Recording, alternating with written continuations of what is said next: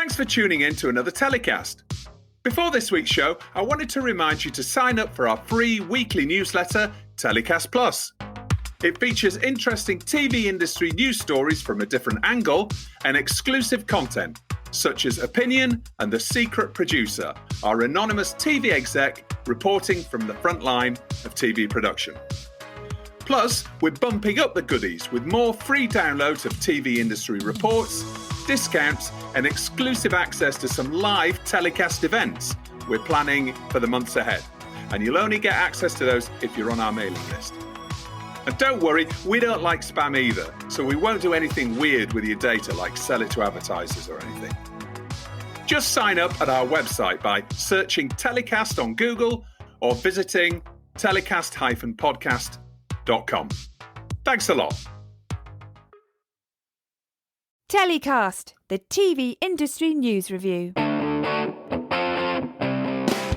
How'd you get started in brand-funded programming as a producer? How does the process work at Channel 4? Does it start with the sales or the commissioning teams?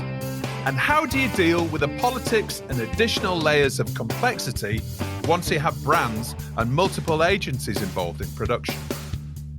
On this week's show, I'm chatting with Sam Glynne, SVP of Branded Entertainment at Fremantle, Channel 4's Controller of Funded Content, Simon Wells, and Clare Thompson at K7Media as we return to the brand-funded programming world. It's all coming up on this week's TellyCast. So way back in March, in episode 49, we did a feature on brand-funded programming, and I was really surprised to see that show has become our most popular show so far. So what do you do when you have a hit? Well, taking a leaf out of the content industry playbook, I thought we'd produce a sequel. And we have a key cast member back from the first show. Clare Thompson of K7 Media is back. And we're again using K7's latest report on brand-funded content as a basis for our discussion. And I'm also delighted to welcome two of the industry's leading protagonists in branded content onto the show to talk about the sector in a little bit more detail than we did last time. So welcome to TellyCast, Sam Glynne, SVP of Branded Entertainment at Fremantle and Controller of Funded Content at Channel 4, Simon Wells. Welcome to the show, everyone. Thank you. Thank you. Hi, Justin. Thank you. Thanks. Great to have you all join us to talk about this really interesting and burgeoning sector. Now, first of all, Clare, can you take us through the basics of your latest report, which you can also download on the TellyCast website, and we'll have the link to that in the episode description. But take us through the basics of the latest report and what your findings were. As you know, we did a big report right at the beginning of the year, a kind of overview of brand-funded content and the sort of state of the market at the moment. And then we decided that kind of in between updating that, we'd do some shorter kind of standalone looks at specific categories or themes in this area. And this one, it was actually suggested by our colleague Hannah Barnes, who's based in Australia. And she thought that the area of finance and spending, so whether it be around banks or small businesses, was really a kind of interesting one to look at in brand-funded content. A few reasons. I think what sort of sparked it is this sort of feeling that young audiences in particular are seeing finance, whether it be kind of, investment advice on Bitcoin on TikTok, or whether it be entrepreneurship as a kind of really fascinating area at the moment. And it was sort of, how are these sort of heritage brands getting into that market? Also, it was just very interesting to look at in the ways in which brands in that area are trying to make content that's sort of sexy but also informative. It's one of the key challenges for all TV, but branded content in particular, and particularly for those sorts of brands that have reputations to uphold but are trying to attract those younger audiences. So there were lots of different examples from around the world that we looked at. So Australia, Russia, Italy, UK, Singapore, Finland, and all slightly different in each case. Some were pure sort of BFP, and others were more in the kind of sponsorship area. But it was just a particularly interesting category, we thought. Do you think there's more opportunity in financial services funded content than other sectors at the moment, Claire? Is that something that you found? Or was it something more regionally that was more prevalent in Asia, for example? Yeah, I mean, I wouldn't go so far as to say that. I mean, I think the big categories are still the big categories in brand funded content that they've always been. So the easier ones, food, travel, home and lifestyle. And I think there are lots of constraints and challenges that come with this financial sector. Obviously, lots of regulatory issues, which, Simon will probably be able to talk about a bit more as well, which means that it's not easy to do. But I think what is interesting is the shift from those sorts of brands trying to sort of, if you like, borrow a bit of kind of sexiness by just attaching themselves as sponsors, say, of music programs or chart shows or talent shows, to actually trying to develop content that is relevant to their actual brand and the services that they're offering. I think that is changing slightly. And as you say, I mean, it is different in different territories what's possible to be done. And it's also difficult because some of the content that they're developing will be seen in more than one territory, whereas financial regulation can be quite specific to the territory in which you're operating. So there are lots of challenges, but I think, as with all sorts of categories, there's also this kind of driving need to show your brand purpose. And I think that's equally as important for banks and lots of these kind of sponsors of business shows as well. We'll come back to talk about purpose in a little while. What is clear is that financial services are pretty boring, right? Sam, how do you make them sexy then? How do you create brand-funded content that is going to really engage consumers while making something that's going to sit really well on a channel like Channel 4? How do I make a bank sexy? Wow, that's the question of the day. Look, there's lots of ways to, I'm saying there's lots of ways, there's probably a few ways to do it. One is to associate it with existing IP that has a bit of glamour and panache around it. So, for example, in Italy, X Factor is on Sky. It's a very upmarket, glamorous show. And it had Intesa Sanpaolo as a sponsor and brand partner for 4 years. And then it had the insurance company AXA as a partner. They seem like unlikely bedfellows, but it worked really well because X Factor was able to reach a very young, affluent audience, and the banks wanted to talk to those very same people. So we activated the partnership by sending contestants into the branches to sing. We also, in Intesa Sanpaolo, had these amazingly beautiful Italian-style headquarters in Milan, and we used that as one of our sets for the judges' reveals. And you never guess it, but they actually produced an X Factor credit card for Intesa Sanpaolo, which was a huge hit. Right. So this was a major part of Intesa's marketing campaign, and they reached this younger demographic and they turned their image around because suddenly they're about music, they're about spectacle, they're about mass entertainment, they were about changing lives. And I think that's a really important thing, thinking about branded content. What is the purpose of the show? So something like X Factor is about transformation. It's about being a nobody and becoming a somebody. And having that opportunity. I think banks offer that same sense of empowerment and reaching one's individual potential. So actually the marriage is not as peculiar as it seems. No. So one way associate with glamorous IP. The second thing would be to create like Simon has done at Channel 4 and Paul Tremaine at MediaCon has been amazing in doing, creating purpose-driven, entertaining, engaging stories which have the bank's brand values or the financial institution's values and purpose at the heart.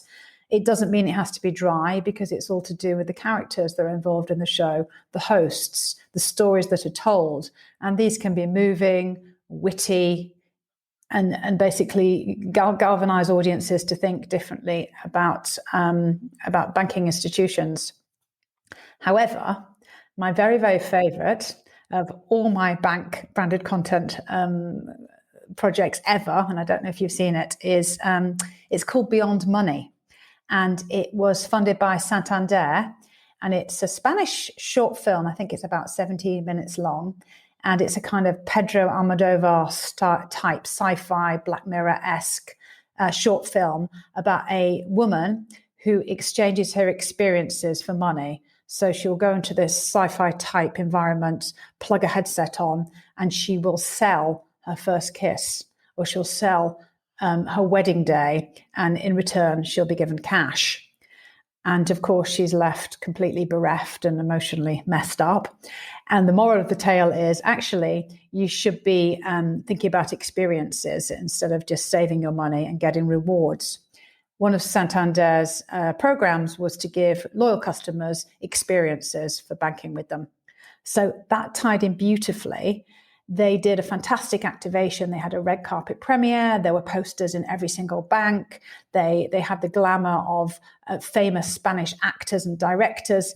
So suddenly it was a bank meeting showbiz in the most authentic way possible. And I urge you to look up this film. It's a really good, entertaining watch, despite the fact it's funded by a brand. Right. Well, that sounds fantastic. We'll put a link in the episode description. Obviously, that needs a really far-sighted and ambitious and bold marketing director behind a brand to really get behind this. And as you say, it sounds like there's lots of point-of-sale activation right throughout. So they're really getting behind it. Simon, you have recently done 2 projects around financial services for Channel 4. Can you tell us a little bit about those? Yeah, sure. So the first one I think you're referencing is the Lloyd's Save Well, Spend Better series. Lloyd's had a campaign which was the M word, we need to talk about money, which was a great ad campaign. Sort of traditional 30-second ads, people talking about money, couples, children with their parents, because the British, in fact, most people, I think, around the world, money is one of those sort of taboo subjects for a lot of people. They don't talk about how much they earn or whether they're in debt or whatever. And Lloyd's created this traditional ad campaign, basically, with that insight, which was we need to talk about money, and being open about money is going to make less stress. Mediacom came to us and said, we'd like to bring this to life. I mean, the campaign is the campaign. There are TV ads, and it's very traditional. What could we do? And we were developing, in fact, in commissioning. One of the commissioning teams was developing an idea around exactly that subject matter. Funnily enough, coincidentally, about couples talking about their money issues and addressing them directly and kind of owning up to them in front of the camera and then being advised on how to resolve those. That was a perfect example of a happenstance where, by being connected with our commissioning teams in our side of the business here in Channel 4 Sales, we could kind of take a brief from an agency and see how that aligned with an idea that we were developing and effectively turn what was an advertising insight ad campaign idea and develop and extend that into a television program. And we made 4 episodes of that show. It was a really, really excellent show, actually. Worked incredibly well for the brand and for Channel 4. But as with all of these, in fact, funnily enough, we were in the depths of conversations about Series 2, and then COVID struck.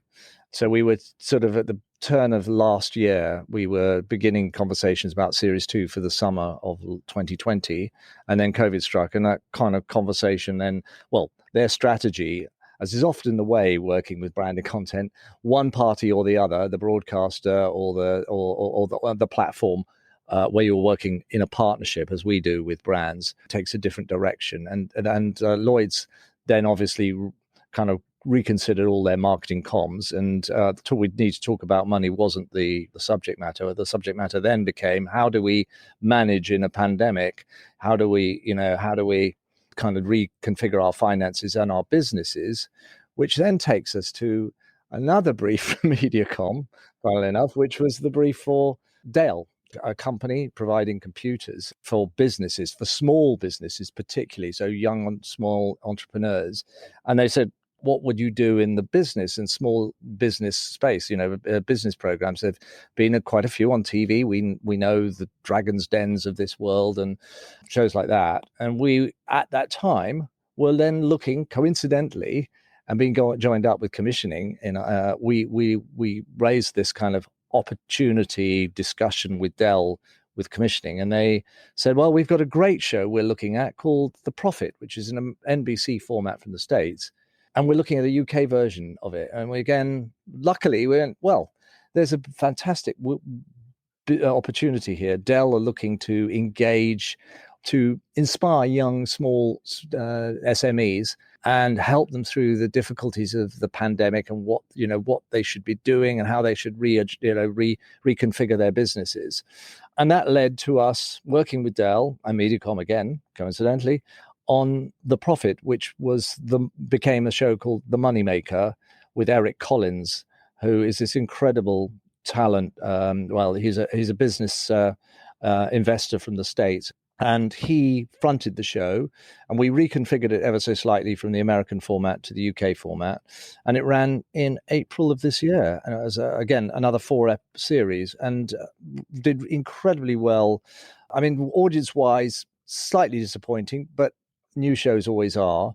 But on the kind of basis of Dell's objectives, it performed incredibly well, generated a lot of content, a lot of additional content for them, and a lot of engagement from their SMEs because it was really well activated by the client and Mediacom. Simon, I love what you guys have been doing in the past year and a half. It's been so trailblazing, and I use Channel 4 as an example to all our countries around the world and say, look what these guys are up to, what Simon's team are doing. Thank you.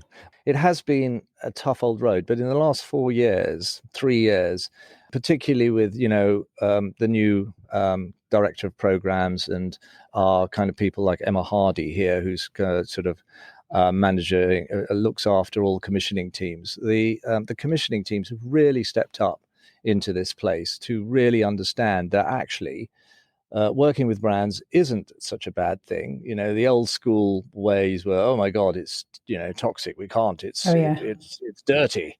It's dirty commercial money. But I've always worked in the principle that in advertising, and advertisers want to make great stuff, and we can collaborate and we can partner. We can make great stuff, which isn't overly commercial, particularly in the entertainment space. So telling stories and giving viewers emotional experiences is what brands have always been good at. Good advertising does that. It engages on an emotional level. And this is what good programs do as well. So it's just about aligning those two sides. Simon, have you found that you've said the commissioners have turned around their concept of branded content? How have you found production companies? Have they changed their views of it? Most of them have. I think if you're a producer, you want to make stuff, you want to be creative, you want to produce.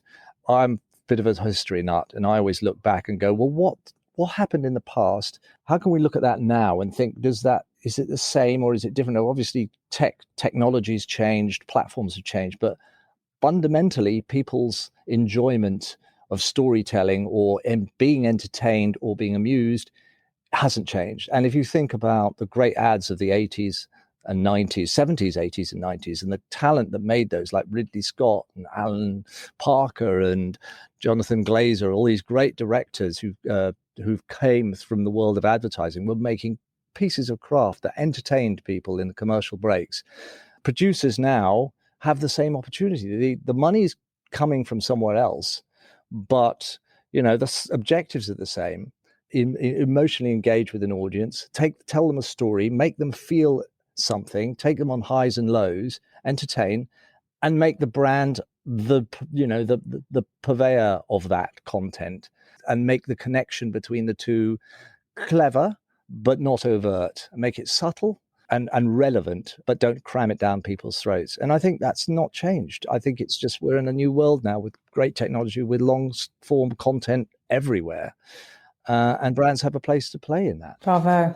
For Channel 4, Simon, where does the journey start in branded content? Because this is something that I'm always fascinated about. I mean, you mentioned media agencies. You've got some of the biggest media agencies in the world coming to you with a couple of the ideas that you talked about a little while ago. But you've also got producers, leading producers like Sam, who come to you with ideas. First of all, what sort of percentage of ideas come from a media agency? Literally with, we've got something for, we need to get our water brand to emotionally engage with its target audience.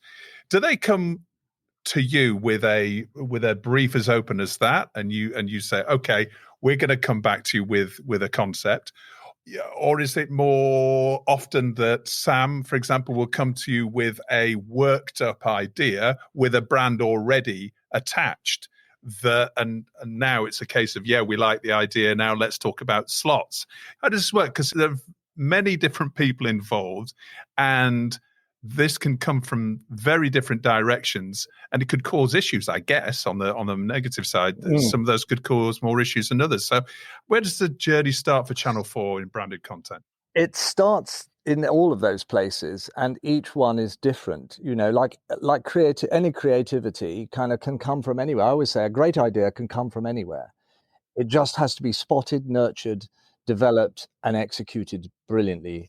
But for us, we get approached by clients and agencies coming to us and saying, we've seen what you've been doing on AFP, and we really like to do something. We've got a brief, exactly as you said, for a water bottle. We want to make it stand for something in viewers and consumers' minds, and we think the best way to do that is to create content and create entertainment, and then activate the hell out of it.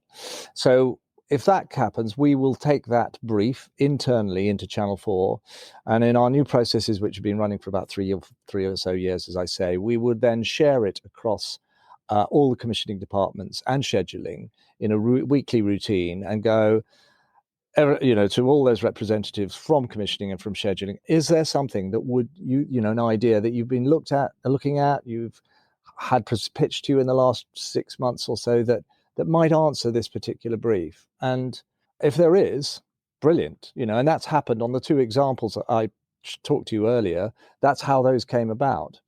But also, producers are talking to agencies and brands directly as well now, and they can be developing ideas for brands. All I'd say as a channel, working at a channel, is don't develop it too much if you've got Channel 4 in mind, because if you come to us and say this is what water brand X wants to do, it's possible they get too emotionally wedded to it, the brand does, then it's going to be a hard sell for us to change it, because we basically, in this world, we've got to find ideas that work for everybody, for the platform, for the audience, and the platform knows its audience, and for the brand. So, but they, companies like Sam's and people like Sam are doing a brilliant job of developing, having those conversations with clients and agencies early on, developing top line ideas, and then pitching them into, and broadcasters, SVODs, broadcasters around the world. This is becoming a bigger business by the month, I think. And, more broadcasters are getting on board. ITV are getting more engaged. Channel 5 have always been engaged. The SVODs are quietly doing this sort of stuff. As long as it's good entertainment, that's the most important thing. And that the brand can then be a part of that, a relevant part of that. That is it. I think we're an audience first business in branded entertainment. You have to think of what does the audience enjoy, and then work out the brand. Whereas in advertising, it's a brand first idea, and then who cares what the audience really think? We just don't tell them something, Absolutely. And I also think, I was going to say, Simon, I think in all the discussion about Channel 4's kind of public service remit, the fact that you are you're essentially offering a service to a lot of these producers in terms of the kind of air traffic control, management of some of this side of it, the engaging with brands and helping to get their content funded, which is sort of beneficial to all the sides of the party, but comes at quite a cost and resource to Channel 4. Obviously that it's helping the programmes get paid for, but it's a model that's also serving the independent production community at the same time as they learn to sort of negotiate these new models. Indeed, yeah. And again, this comes from an ad man who I admired massively, and it was his philosophy about creative advertising business, is that there was a chap called David Abbott, who had an ad agency called Abbott Mead Vickers, and the older audience members listening to this will know of Abbott Mead. But David Abbott had a saying about creative advertising, creative ad spots, which is look after the work and the business will look after itself. That applies to this. If we concentrate on making great branded entertainment shows, then other clients see it and go, that's what I want. What you did for Lloyd's, I want that. I want the same thing for my brand. So after we did Lloyd's, we had quite a number of banks going, we want something like that. Can we have it? We might go, well, with Channel 4, we've already got Lloyd's. We can't work for everyone. But, do it. The more we do it, the more we will do in this territory. Absolutely. So we've got to concentrate on the quality of good quality entertainment, branded entertainment. Hear, hear. Sam, from the perspective of a producer, obviously you're heading up branded content at Fremantle. Give us an idea, how many branded projects do you work on a year, for example? And also, has that increased during COVID? So my remit is branded entertainment across the world. So that will include sponsorship, product integrations, brand storytelling within existing IP. So it might be a sponsorship of Americans Got Talent, or it might be an integrated storyline in one of our soap operas around the world. So it's all encompassing. So we do 200 or 300 of those deals a year across our 30 territories. So that's quite meaningful. Yeah. However, brand funded programming, which I'll class as an original piece of content that's been funded by a brand, trickles through much more slowly. And those projects are still few and far between. I think there's many challenges, and one of them is the amount of stakeholders involved. So we have the broadcaster, we have the commissioning team there, we have the commercial team, we have the brand, we have the agency, we have the production company, and getting all those stars to align and getting the timing to work with the brand's marketing campaign, getting the budget to work with the broadcaster and the brand, getting the brand to be happy with compliance and how much visual and verbal mentions they can actually have in the show. It's a long and complicated process. And I'm incredibly grateful to the broadcast teams like at Channel 4 who really help us through that and help give the brand a return on investment when they build the multi-platform extensions around the show. But it's a lot of heavy lifting. And Simon's right, producers are a lot more open to doing brand funded content because they see that it's a way to get shows off the ground that might not make it to air otherwise. But they have to be resourced enough within the production companies to manage that process, because it's hard work and there's lots and lots of people involved, and it's you're going to reach a number of dead ends. Yeah. So Sam, let's say I'm a producer. I've just left a network to set up my own production company, but I've never really been involved in brand-funded content. And presumably, if you're setting up a brand new production company, brand-funded content has got to be a key part of your mix, surely, going forward from a strategic perspective. So where do I start? How do I start getting involved with brands? Is it just a case of picking up the phone or sending an email to GlaxoSmithKline and trying to find out who the brand manager is? I think you make as many friends as possible across the advertising industry. You never know where that money is going to come from. It might come from the media agency. It might come from the creative agency. Increasingly, it's coming from the PR agency. It might come from the brand itself. The worst thing that can happen is, so often I get producers come to me and they say, we've created this show. It's perfect for brand X. It's got all their brand values.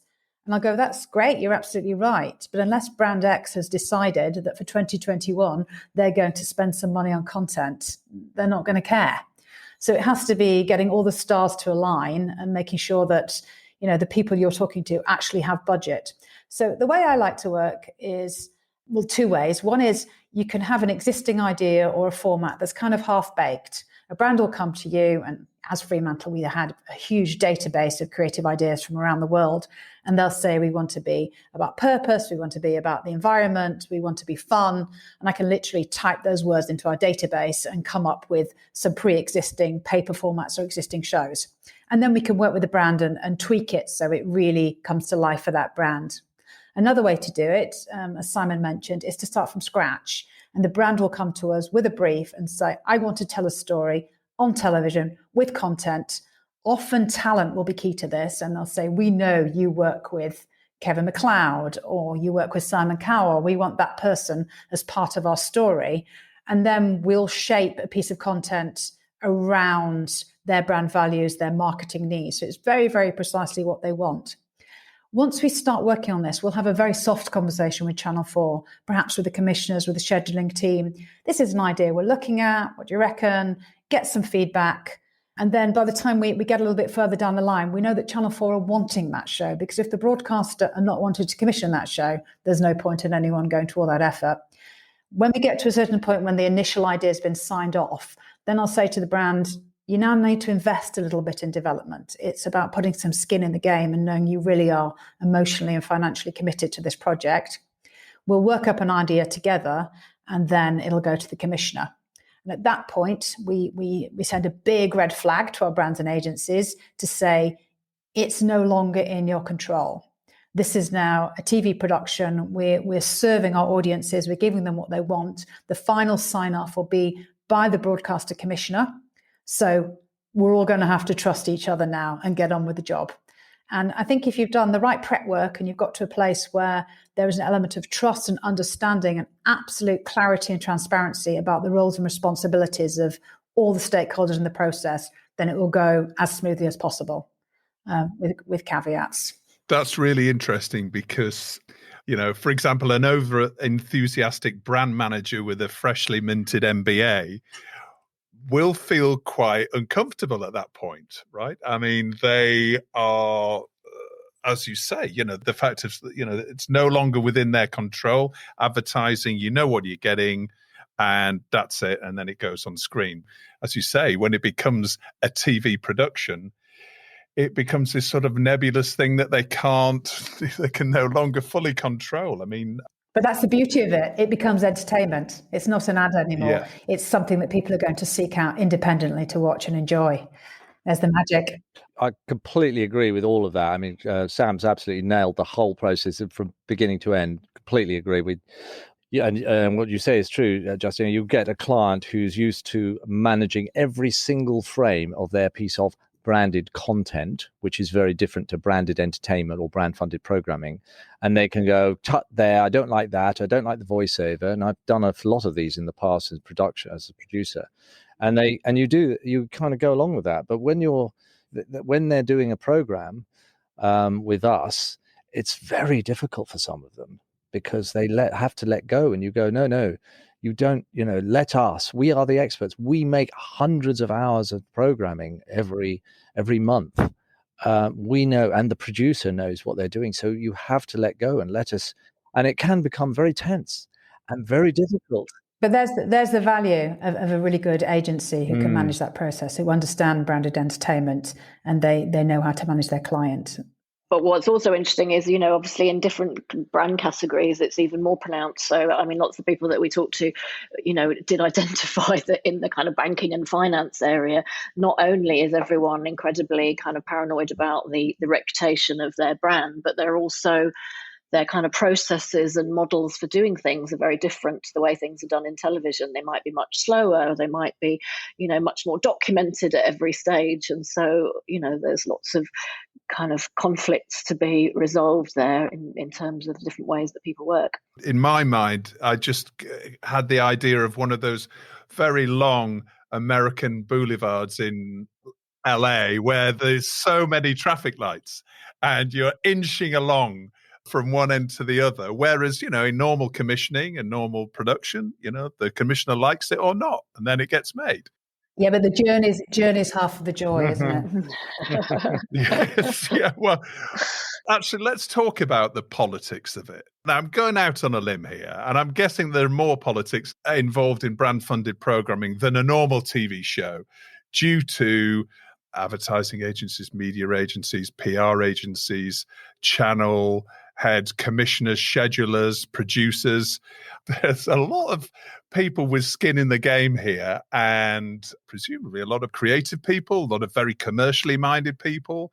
Is it the agency who's the key to driving this through and keeping the train on the track, Sam, would you say?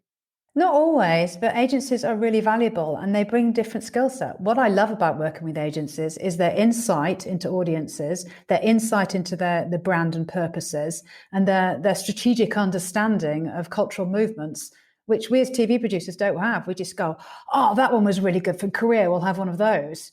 But they have all this data and insight, which I find fascinating when shaping a program for an audience. So I'm delighted to work with them. I think it makes the whole process more interesting and profound in its own way. Coming back to Simon, earlier on, you mentioned commissioners in the process, which sort of surprised me somewhat, because I didn't think a regular Channel 4 commissioner was responsible and involved in a brand-funded programming piece of content. Am I wrong? Is it just a case of once the program comes alive and it's a project, is it then allocated to a commissioner? How does that work? Oh gosh, yes. Our commissioners are now very much, they commission a normal, the traditionally commissioned Channel 4 program alongside an AFP or branded funded program. They get it completely. They some of them are extremely adept and good at it and managing the creative process. I used to make TV commercials when I first started in this industry, and the commercials director, so there were some incredible talents in commercials directors in the late 80s and 90s. A good commissioning editor is a bit like a really good TV commercials director. They're great at sort of helping interpret the client's wants and needs and turning them into something entertaining and fun and away from the sort of like the rather dull, predictable, this is the product. They're really good at kind of just pivoting it and making it a creative idea. And we've got a number now who are really relish working on brand funded programs at Channel 4, but they're always brought into the process right at the beginning. They work with my team and see a commission through from beginning to end. And so, for example, if one of Sam's development teams comes in to Channel 4, pitches his commissioning editor and says, well, there's got brand funding, the commissioner will go, brilliant, excellent, right, I'm looking forward to working on that, and will work with us. Then we'll be dialed in because we have to help navigate the Channel 4 processes, Ofcom, legal. And funnily enough, in many ways, the legal and Ofcom sort of, so contracting rights and compliance are the more tricky things nowadays. Yes, we have to see our way through, navigate all of those. But commissioning, no. I mean, I see future commissioners being able to turn their hands to brand-funded programming, traditional commissions, to all kinds of different models. It is effectively just a co-pro, but we are giving the brand a different set of rights and input to a co-production partner. It's effectively a co-pro. Does Channel 4's nations and regions and diversity quotas, do they still apply to branded content? Yes. They are commissions as just like any others, and we report them to Ofcom as part of our sort of, commitments to nations and regions. So yes, Lloyd's Save Well Spend Better was produced in Scotland, Glasgow, by Firecracker. A number of our shows have, food shows been produced in Bristol, Leeds. So yes, they absolutely all qualify as Channel 4 commissions. Channel 4's digital strategy has obviously been, a really big change for the network over the past couple of years. Has that changed the nature of brand-funded programming? I mean, are you doing much short-form brand-funded programming as well as long-form? Yes. So we were doing short-form content on all four. When I first started, that was the start of our strategy of doing what we call four shorts, if you remember that, in about 2014. But recently, we've had a chap called Matt Ford join from Lad Bible, who set up our commercial social channel. So 4 Studio is basically our social offering. So we're basically now turning on our social. We've got 4 social channels, which on YouTube, Instagram, and Facebook, and now on TikTok. And we are commercializing those and creating branded entertainment on those platforms. And that's part of our growth strategy, because we can effectively monetize those channels, but produce great content, social content on those channels. And that's short form generally. It is, what I deal with is long form, what I'd call full length branded entertainment. So half hours, 1 hours. The social team have been going for about 12 months now. That is a very busy part of our business. And a lot of producers are producing content for us on those platforms as well. One last question about producers. I'm a brand director at the water brand I mentioned earlier on, and I come to you and said, I want to appeal to our audience. And you come up with the idea, the one that you've had in the desk, and it looks fantastic, works really well for them. How do you choose the producer for that? Obviously, you've got to fit in with the quotas as well that you mentioned, but is it a case of the commissioner says, right, I know exactly the right producer for this because of something that they've done in the past, or do you have producers pitching for projects? How does that work? The brief comes in, we look at it, we discuss it in a commissioning and scheduling routine every week.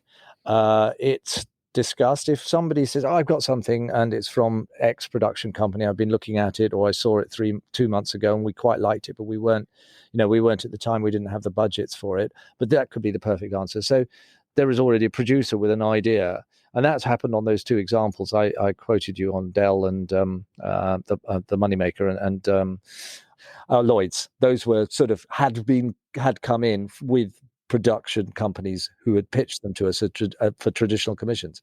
But if there is nothing in the locker, so to speak, we would assign it to a commissioning editor in a particular genre. So we'd think, well, we'd discuss it and say, this is actually factual. It's going to be a specialist factual. Let's give it to one of the specialist factual commissioners, somebody like Jonah Weston. He would then take it on and would go work with one of the team here in the GCMs, one of my team, to develop that brief and then would leave it to him to decide which was the best group of producers to ask to pitch for it. And so we do that regularly as well. So we will write, the commissioner will select the production companies and then ask them to give them the brief, and they will pitch back. And I mean, we've done many shows that way and very effectively. It's one of the processes we go through is the briefing and pitch. But as I say, the third way is when Sam comes to us and said, we've been working with the Story Lab and we've got this idea that their client loves and would like to develop it with you some more and further. So we will then take it into commissioning, and the commissioner will then work with Sam's team to refine that idea so that it is ready for us to pitch to Ian Katz and get a green light for. Claire, when it comes to the report, you focus on brands demonstrating their purpose in this new report. Can you expand on that a little bit, in terms of what that really means and how it's manifesting itself? Yeah, I mean, what we found, it is the sort of the kind of commitment that brands are very keen to be seen to be making at the moment to some kind of broader purpose, but it takes different forms. So there are obviously, in the example of the report that we've just done, there are, for example, banking brands who are wanting to demonstrate their purpose to individuals, the purpose of their products. So with the example of Lloyds Bank that Simon's already talked about, Save Well, Spend Better, it's helping people not only with their banking and their finances, but also their mental health. Then there are the examples where companies are showing their commitment to sort of wider organizations. So, for example, small businesses, as in the Moneymaker example. But then I guess the kind of biggest area is where brands are now trying to demonstrate their kind of wider purpose to society in general. And, it can take so many different forms, whether it's about diversity or sustainability. There was an interesting example that we talk about in the report. A bank, DBS Bank in Singapore, started doing a series of shorts. They kind of created this series called Sparks, it was kind of essentially a soap following employees in the bank, but they were all tasked with helping social enterprises. So you got a kind of bit of behind the scenes of the people working for DBS, but you also got individual little storylines, and these pieces of content were 5 to 10 minutes long about particular social enterprises or kind of causes that they were supporting. So there was, for example, getting kind of lighting for a cricket ground in India, and so it was quite an interesting way of personalizing the sort of mission of the bank, but also telling these little individual stories of different things that were organizations that were helping society in some way. So that is what a lot of brands are now looking for. It's, how do we demonstrate to people that we're about more than just our basic service, that we stand for something. Are you seeing that, Sam? I mean, in terms of the projects that you're delivering, are you seeing brands changing their behavior and wanting to communicate their purpose more clearly or differently, or actually coming to you in order to communicate their purpose? Very much the latter. I think content is a really good way to tell the story of a purpose.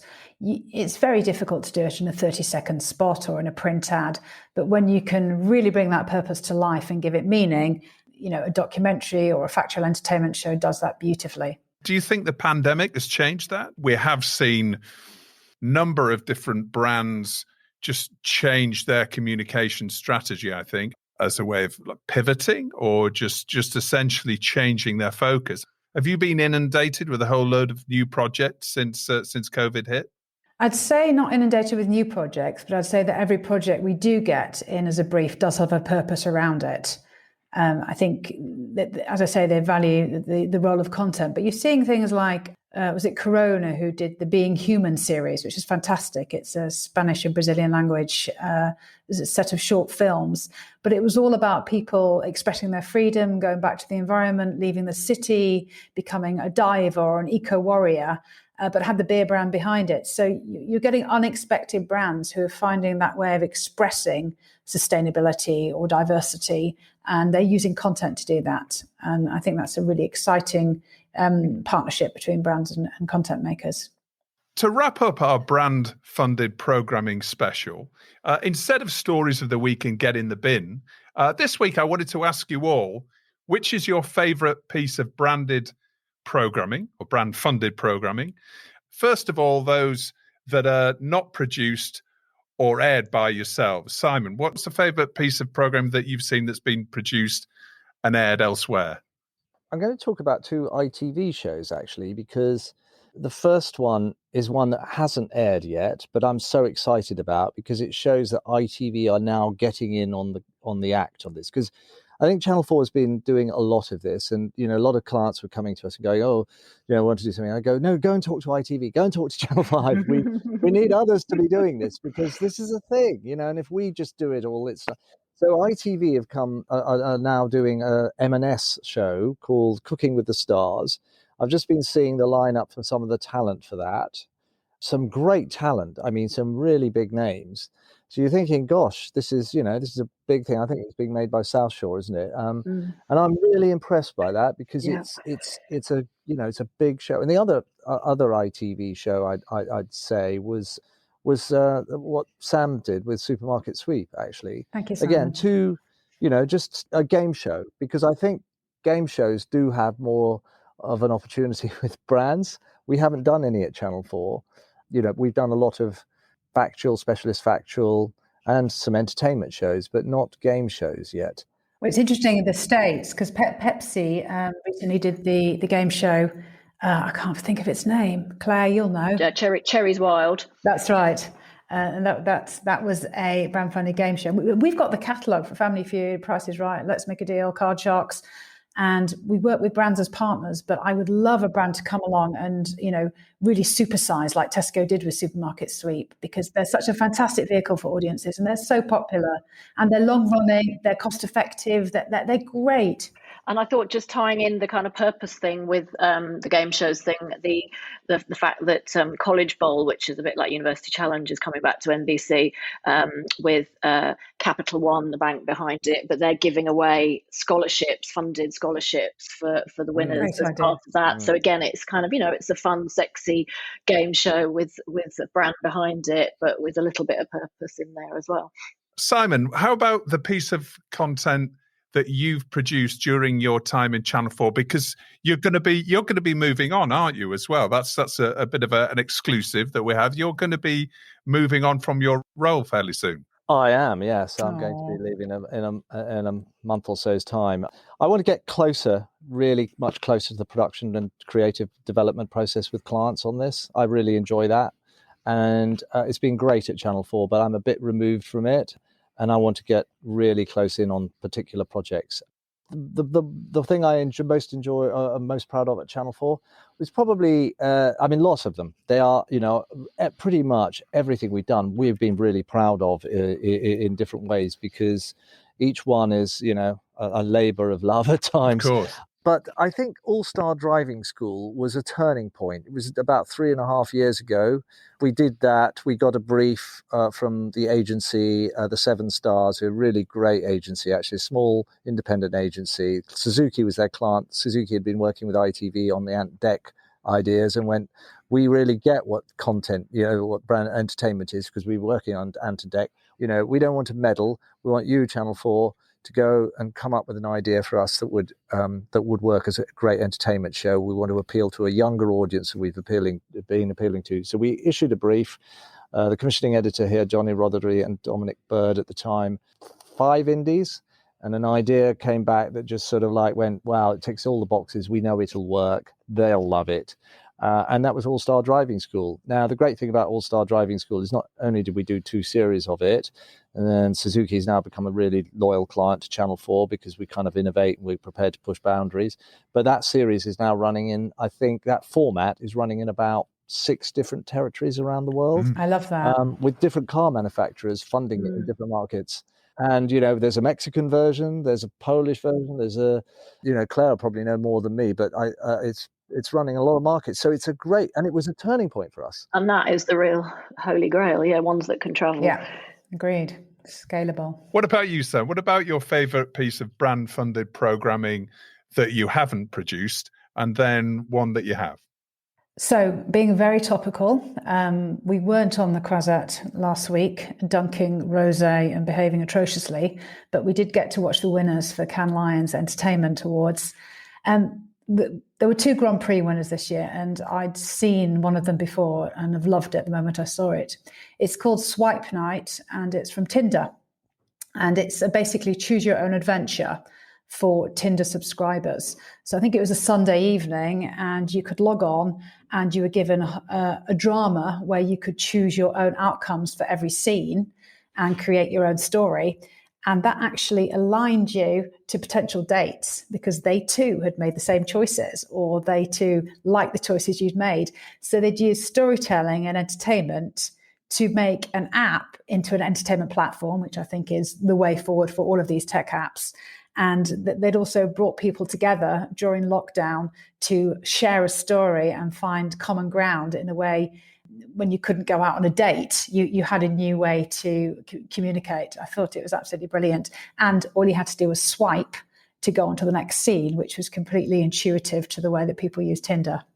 Yeah, very good. Very clever. And how about the piece of programming that you've produced yourself that you're most proud of? There's lots that I'm proud of, but I'm going to choose something that isn't a piece of programming, controversially. NFTs. We recently produced a series of NFTs, non-fungible tokens for American Gods. And they were pieces of content in their own right. We created collectible cards of the main characters from the show, and we published them as NFTs via Curio and got a very excited fan base who were buying these products and trading them. And, it's not about the financial gain in this case. It's about building the fan audience and the community and watching this interactivity of a piece of IP spinning off into a completely different universe. The whole NFT world is obviously very nascent, and I'm fascinated to see how it will develop and how the intrinsic symbiosis between brands and content via NFTs is fascinating. Yeah. So watch this space. Maybe we could actually, sell this episode as a NFT. Maybe that could. How much maybe do you that think could we work. get for it? Oh, well, there we go. We'll see. We'll see if it's as popular as our last show on the topic. How about you, Claire? What's your favourite piece of brand-funded programming that you've seen in your travels? Oh, well, I was going to come up with a whole list of why this one was clever and that one was, but actually, if I'm perfectly honest, the thing that I enjoyed most during lockdown was the Erdinger Jurgen Klopp documentary, partly because we're a household of Liverpool fans, but just for the moment when they're asking who is the man who's going to come and save the club and lead it to a new dawn, and Jurgen just walks in and says hello, and it was just it was just a lovely, well-made, perfectly timed piece of content that could have been brand funded or not brand funded, and was great. So yeah, I'll stick with that one. We'll put links to as many of those as we can find on the episode description. Simon, best of luck with your next role. So that is essentially you're going to be a consultant. Is that right? Your next role? Well, quite possibly, yes. Yeah, quite possibly, yes. I mean, I'm really keen to get back into the kind of the development and creation of these, because I love working with advertisers closely and making great content with advertisers, and it just so happens that my heart really lies in the entertainment content. So yeah, looking forward to that. Okay. Well, wish you all the very best for the future, and congratulations on what you've done at Channel 4. Any sign of your replacement yet? Do we know any names in the hat? I know nothing. I know nothing at all. Right. Okay. I had to try that, Simon. You have to forgive me for trying that. They're going to be very busy. All the best. Sam, thank you again for coming on. It's been fantastic to have your expertise and knowledge. And we could talk about all your brands. We could spend a lot of time speaking about even just one of them, I'm sure. But it's been brilliant to have you on TellyCast. And Claire, thank you again. Your report, Brand Funded Programming in Spending and Financing, is available to download on the TellyCast website, which is at telecast-podcast.com in the download section. So thanks to all three of you for coming on the show. It's been really enjoyable chatting to you. Thank you. Good luck, Simon. We'll miss you so much. It's been a real pleasure, actually. Thank you very much. Justin. Really enjoyed it. Well, that's about it for another week's TellyCast. As always, thanks a lot for listening. Don't forget to rate and subscribe to the show and share it with friends and colleagues. And don't forget to sign up for our free newsletter, TellyCast Plus. It's packed with interesting TV industry stories of the week you may have missed, downloadable reports and surveys, and exclusive insight and opinion. It's all completely free. Just visit our website to sign up at telecast-podcast.com. And don't forget to follow us on Instagram, LinkedIn, and Twitter. TellyCast was edited by Ian Chambers and recorded in London. Until next week, as always, stay safe.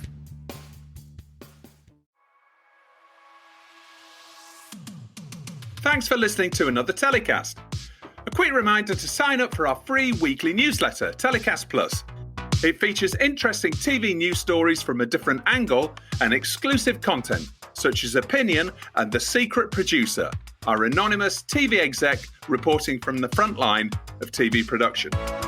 Plus, we're bumping up the goodies with more free downloads of TV industry reports, discounts, and exclusive access to some live TellyCast events we're planning for the months ahead. And you'll only get access to those if you're on our mailing list. And don't worry, we don't like spam either, so we won't do anything weird with your data like sell it on to advertisers or anything. Just sign up at our website by searching TellyCast on Google or visiting telecast-podcast.com. Thanks a lot.